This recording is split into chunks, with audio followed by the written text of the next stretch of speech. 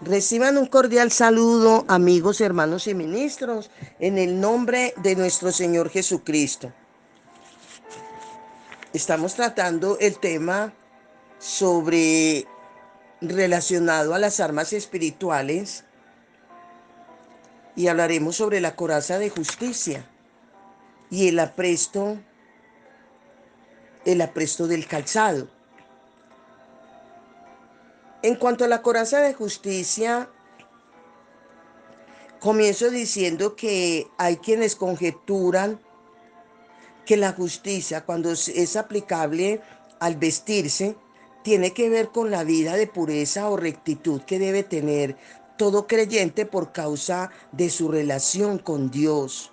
Pero desde el punto de vista en cuanto a lo que la Biblia quiere decir, no lo que dice la Biblia, con dicha posición, hay desacuerdo por algunas razones que se mencionarán.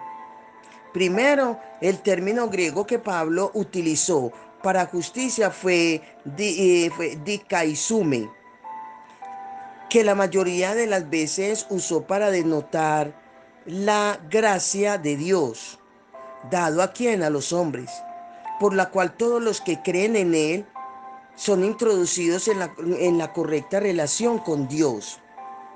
Esta justicia es inalcanzable por obediencia a la ley o por cualquier otra condición que no sea la de la fe en Cristo.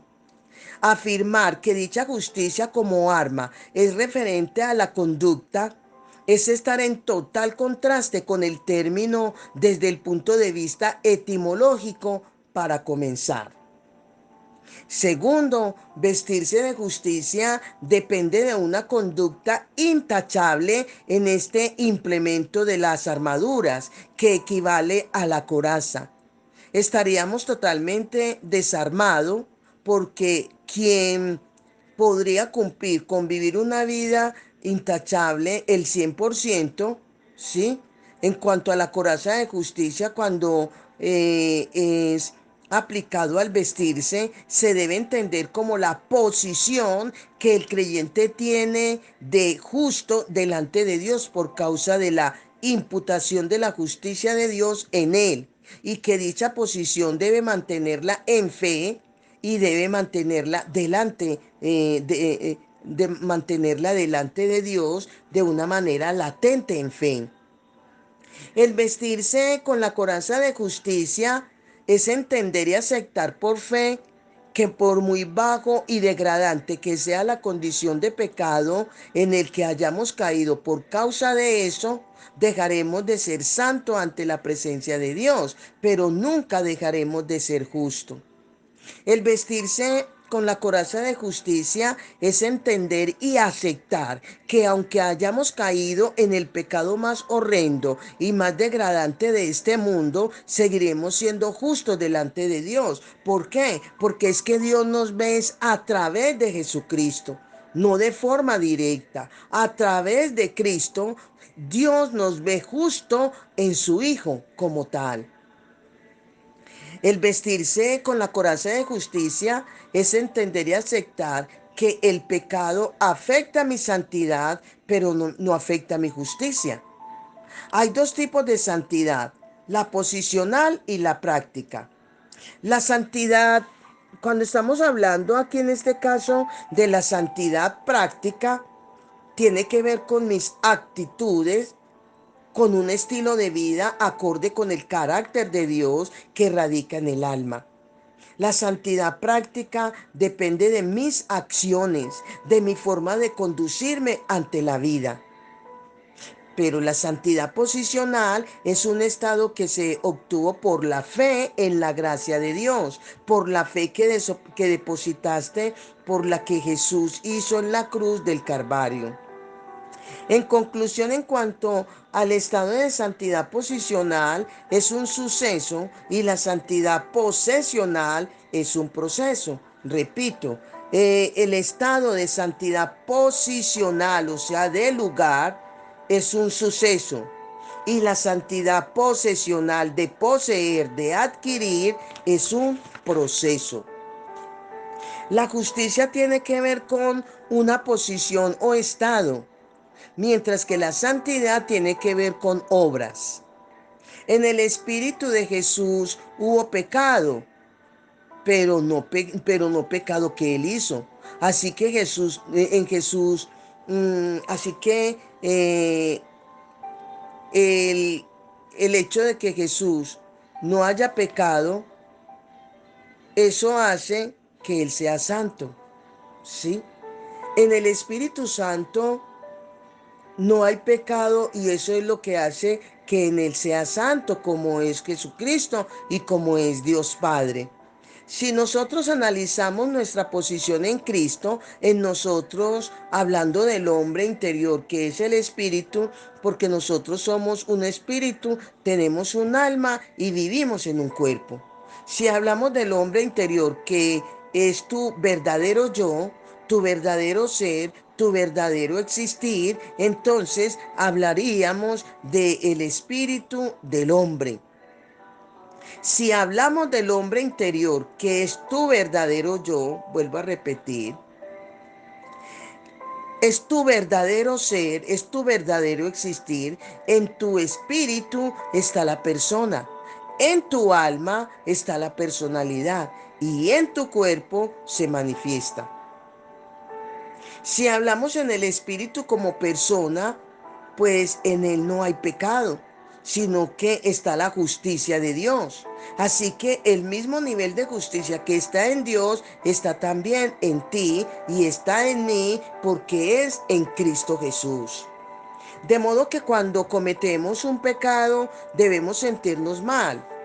No en cuanto a que el pecado que acabamos de cometer nos va a condenar o nos puede llevar a un estado de condenación, sino que el pecado que acabamos de hacer contrista al Espíritu de Dios en nuestras vidas. Nosotros no honramos a Dios, afectamos el propósito de Dios en nuestra vida y por consiguiente nos vamos a sentir mal por el estado de pecado en el que estemos en ese momento.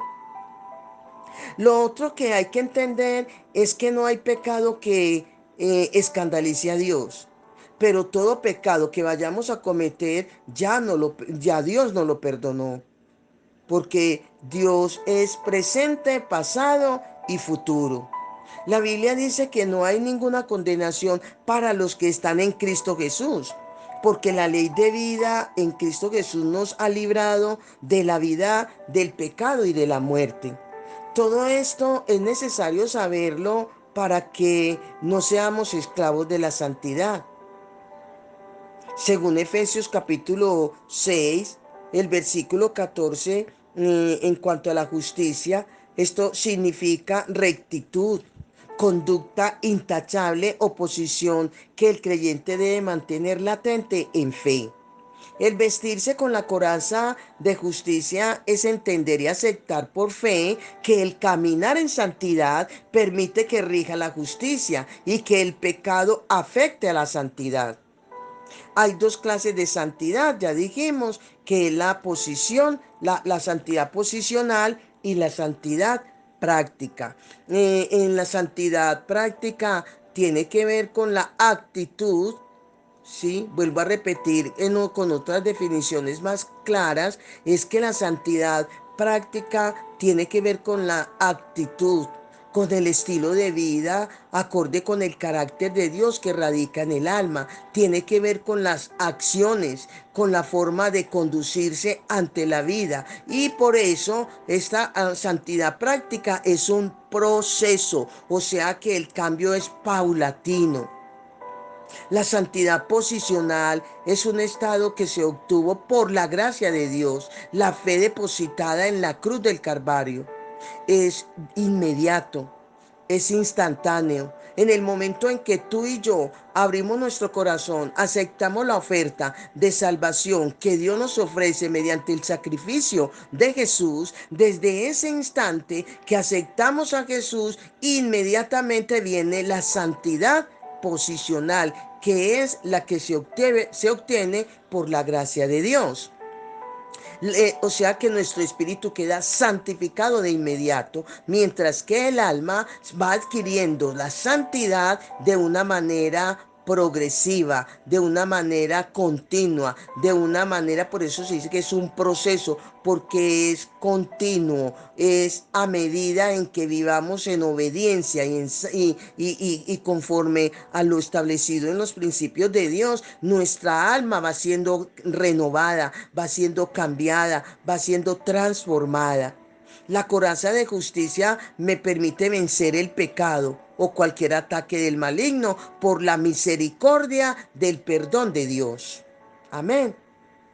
Ahora bien, ya hablando en cuanto al apresto del calzado, según Efesios, ahí el capítulo 6, el versículo 15, cuando dice, y calzado los pies con el apresto del Evangelio de la paz.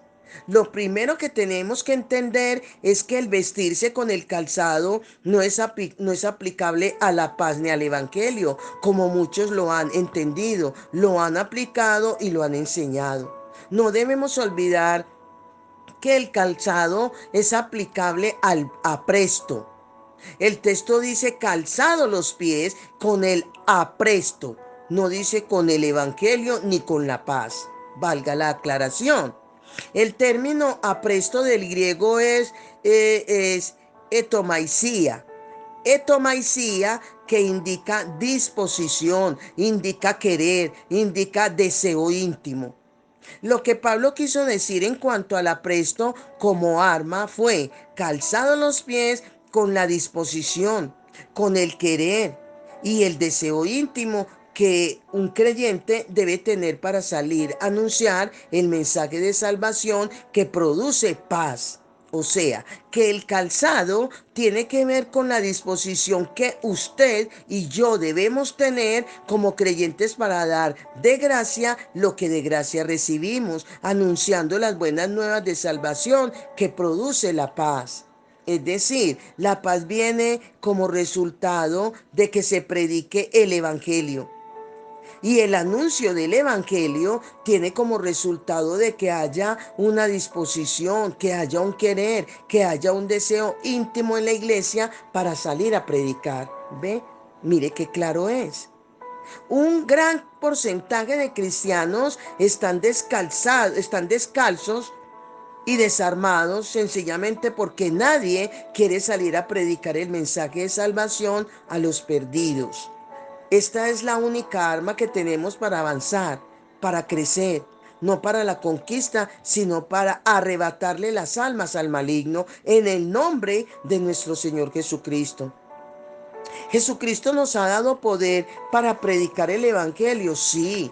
En Hechos capítulo 1, el versículo 8 es cuando dice que recibiremos poder, sí, para salir a predicar el mensaje de salvación. ¿A quién le comenzó diciendo? A los discípulos que recibirían poder para salir a predicar las buenas nuevas. Por eso le dice, no salgan de Jerusalén hasta que no hayan sido investidos, revestidos con el poder del Espíritu Santo. Cada vez que nosotros sembramos las buenas nuevas de salvación en una vida, estamos implantando el reino de Dios. Pero esto se da cuando nosotros, como embajadores de Dios, entendemos el valor que tiene la predicación del Evangelio del Reino y a su vez entendemos por causa de esos valores la responsabilidad y el peso que cae sobre nosotros al no hacerlo. El escritor de la carta de los Hebreos hace una comparación y le da mayor valor al mensaje proclamado por Cristo que a la ley anunciada por los ángeles a los profetas. El calzado del Evangelio es una de las armas de avance que tenemos para establecer el reino de Dios. Cuando se le predica el mensaje de salvación a una persona y acepta a Jesucristo como Salvador, ahí se establece el reino de Dios. Hebreos, y para ello sí quiero que abramos nuestras Biblias en el libro de Hebreos, el capítulo 2, el versículo del 1 al 4, cuando dice, por tanto es necesario que con más diligencia atendamos a las cosas que hemos oído, no sea que nos deslicemos. porque si la palabra dicha por medio de los ángeles fue firme y toda transgresión y desobediencia recibió justa retribución, ¿cómo escaparemos nosotros si descuidamos una salvación tan grande, la cual, habiendo sido anunciada primeramente por el Señor, nos fue confirmada por los que oyeron? Testificando Dios juntamente con ellos, con señales y prodigios y diversos milagros y repartimientos del Espíritu Santo según su voluntad. Los apóstoles instan a los líderes y creyentes sobre la responsabilidad de velar por la pureza de la doctrina del Evangelio, guardando que el misterio de la fe con limpia conciencia, donde lo vemos también registrado, lo vemos ahí en primera de Timoteo, en primera de Timoteo, ahí nos dice en el capítulo 3, el versículo 8 y 9, dice: los diáconos asimismos deben ser honestos, sin doblez, no dados a mucho vino, no codiciosos de ganancias deshonestas, que guarden el misterio de la fe con limpia conciencia y entonces ejerzan el diaconado si son irreprensibles. Tiene que ver con qué? Con el testimonio personal para que la proclamación del Evangelio no tenga tropiezo. El proclamar el Evangelio y mantener la fe es y será una contienda ardua en contra de los poderes de las tinieblas. Batalla que como embajadores y colaboradores de Dios nunca debemos descuidar. ¿Por qué? Porque serlo sería lo mismo que estar desprovisto del calzado como arma. Y le da posibilidad a Satanás en nuestro descuido de sembrar cizaña y desviar al mundo de la verdad y confundir a quién, a los que ya han creído. El calzado es la única arma que tenemos para el evangelio o crecimiento del reino de Dios. Las demás armas son para la defensa. La iglesia como la luz del mundo, la sal de la tierra. Por tanto, tenemos que la responsabilidad de dar testimonio del evangelio con dichos y con hechos. El apóstol Pablo dice que nos ocupemos de nuestra salvación con temor y temblor, porque Dios en vosotros produce así el querer como el hacer por vuestra buena voluntad. Pablo no está hablando de cuidar la salvación, no. El término ocuparse tiene un significado muy grande allí. ¿En qué sentido? Tiene que ver con el testimonio, hacer del estilo de vida una verdad, ser cristianos verdaderos, alumbrando como Cristo alumbró en la tierra. El término ocupaos en relación a la salvación no tiene nada que ver con el obrar para mantenerla y cuidarla, en cuanto a la salvación se refiere, sino es la exhortación que le da Pablo a los creyentes a que trabajen para que produzcan para difundir el evangelio como luminares del mundo, dando testimonio con la proclamación de la palabra de Dios y con hechos. La proclamación de las buenas nuevas es la mejor forma de confrontar los poderes de las tinieblas ante las naciones y a su vez es el mejor método para obtener territorios y obtener lo que Cristo ya conquistó en la cruz del Calvario y en la resurrección. No hay tal cosa como decir que vamos a ungir las ciudades desde lugares altos si no tenemos la disposición de salir en la gran comisión a anunciar el reino de Dios y a Cristo como su rey. Es un error caer en un gran engaño si tratas de hacer las cosas como Dios no te las mandó a hacer. En ninguna parte del Nuevo Testamento está establecido como principio en el mundo espiritual el salir a realizar supuestos ungimientos para tomar posesiones de las ciudades o naciones. Lo que sí está establecido por Dios, lo cual Cristo dio como mandamiento, es anunciar las buenas nuevas de salvación, destruyendo las obras del diablo con el poder del Espíritu Santo que está en todo creyente, con el cual fuimos ¿qué? Ungidos para tal fin.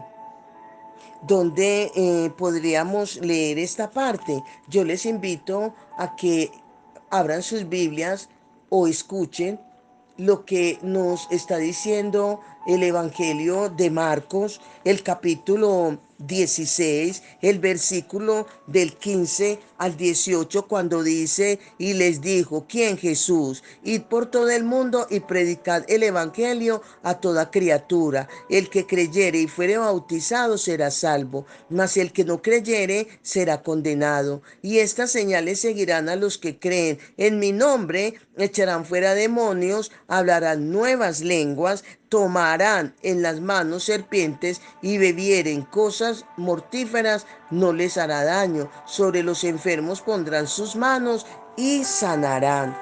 Nunca hagas lo que Cristo ni los discípulos hicieron.